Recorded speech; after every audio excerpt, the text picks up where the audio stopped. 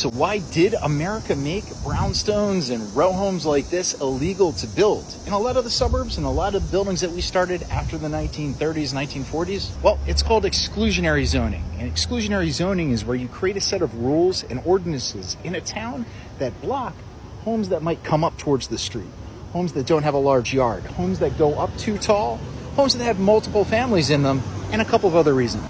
In a lot of older cities, you'll see a lot of these brownstones and row homes that are built. And they're still here in Brooklyn. But what happened about 100 years ago is you had a huge influx of immigration, and folks were kind of moving around the country, and middle class and upper middle class people were running into people of a lower wealth background, if I can say it that way.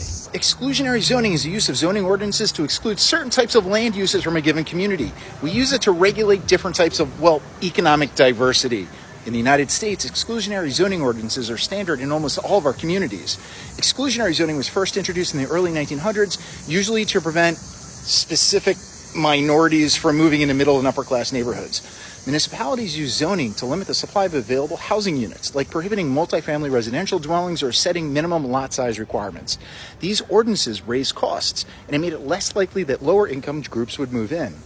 Development fees for variances like land use, a building permit, or certificate of occupancy, a filing cost, special permits, and planned use development applications for new housing that all raised prices to levels that were really inaccessible for lower income families. So these exclusionary land use policies make kind of problems with social segregation, and they kind of deter a lot of economic integration.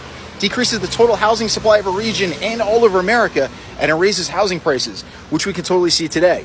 Along with that, regions with a lot more economic segregation channel lower income students into lower performing schools, and that provides and creates educational achievement differences.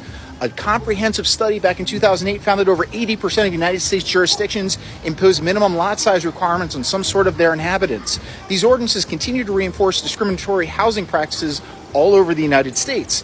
And we don't talk about it. Middle and upper class citizens began to encounter greater diversity than they'd ever seen before, and a lot of cities began starting like exclusionary zoning policies. By 1908, Los Angeles implemented the first citywide zoning ordinance to protect residential areas from industrial nuisances like smoke and pollution. But the problem is, what began as a way of kind of improving the blighted physical environment where people lived and worked, it became a mechanism for protecting property values and excluding undesirables, which